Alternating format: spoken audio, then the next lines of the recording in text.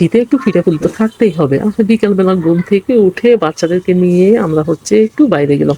মানে আমি, আমার বোনরা, আমার ভাবি। শীতের পিঠা খাওয়ার জন্য বিকেলবেলা আমার মনে হয় এই জায়গাটা একদম নিরিবিলি পরিবেশ, গ্রামের গ্রাম্য স্বাদ পাওয়া যায় এখানে গেলে। একদম পিঠা হতে সব যে রকমের আইটেম, ফুচকা, বেলপুরি, চটপটি, অনেক রকমের আইটেম পাওয়া যায় এখানে। আর আমার কাছে কেন জানি এই জায়গাটা অনেক বেশি ভাবি আসছে ঢাকা বেড়াতে, তো বাচ্চাদেরকে নিয়ে বিকেলবেলা আমাকে বললো যে চলেন ঘুরতে যাই।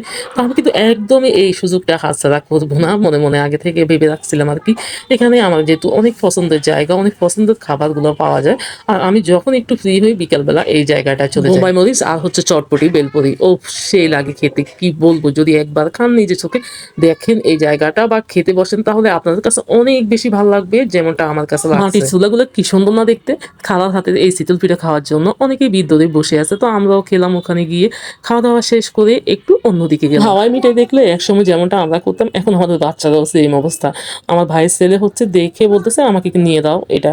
তো আমি হচ্ছে একটা ওকে নিলাম, যদিও এগুলো একদমই ভালো না। আসলে কোন জিনিস আমরা যাই খাইছি, বাইরের খাবার এমনিতেও ভালো না, কিন্তু খেতে অনেক বেশি ভালো লাগে। বাচ্চারা এবার বলতেছে আমাদেরকে ভুট্টা নিয়ে দাও। যাই হোক, এখান থেকে আরো 2টা ভুট্টা কিনে নিলাম। বাসা থেকে ফোন দিল যে সুপারি আনার জন্য। এদিকে সামনে দেখতেছি এটা টলির মধ্যে হচ্ছে অনেকগুলা সুপারি বিক্রি করতেছে। তো আমার ভাবি বললো যে এখান থেকে নিয়ে নেন।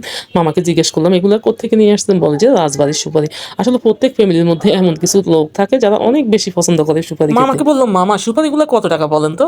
বলে যে এক এক পিস 10 টাকা করে। তো আমি এখান থেকে 100 টাকার সুপারি নিয়ে নিলাম। অন্যদিকে হচ্ছে ঝালমুড়ি দেখে আর লোভ সামলাতে পারলাম না, এইবার গেলাম ঝালমুড়ি। সন্ধ্যা প্রায় হয়ে আসছে, তো আমরা এত বেশি ঘোরাঘুরি করছি আর কি। তো আমার ছেলে পরীক্ষা চলতেছে, ওকে বাসায় পাঠিয়ে দিলাম। পরে হচ্ছে আমি, ভাবি, আমার ভাইয়ের ছেলে, তো মানে আমাদের ছেলে আর কি। তো যাই হোক, এদিকে হচ্ছে বলতেছে ফুপু আমরা হচ্ছে টেস্টিটির মধ্যে যাব। তো ওখানে গিয়ে ওরে ছেড়ে দিলাম কি নিবা বলো। এখন ওর অবস্থা হলো ও কোনো কিছুই পছন্দ করতে পারতেছে না, কি নিবে ভাবতেছে শুধু। এইভাবে অনেকক্ষণ ওখানে ঘুরে। বাচ্চাদের কথা আর বলে শেষ করা যাবে না, কোথাও গেলে ওরা কি দেখে কি নিবে ওটাই বলতে পারে না। যাই হোক, একটা সময় মনে হয় আমরাও এমন ছিলাম। তো এদিকে হচ্ছে আমরা আমাদের পছন্দের মতো কিছু খাবার নিয়ে নিলাম বাসার জন্য আর কি। তো এই তো খাবার নিয়ে আমরা হচ্ছে সোজা চলে গেলাম আরএফএল দোকানে। আমার মা যখনই ঢাকায় আসে আর কি, এই দোকানে উনি আসবেন, তো ওনার পছন্দ মতো অনেক কিছুই নিয়ে নেন। তো এইবার যেহেতু ঢাকায় ভাবি আসছে, শুধু মা আসে নাই, তো ভাবিকে ফোন দিল কিছু নেওয়ার জন্য, কি কি নিবে ওনার পছন্দ মতো আর কি। তো ভাবি এখানে আসছে আমি সহ, তো দেখাশোনা করে অনেক কিছু নেই। এত লোভনীয় খাবারগুলো দেখলে আসলে লোভ সামলানো বড্ড দায় হয়ে পড়ে।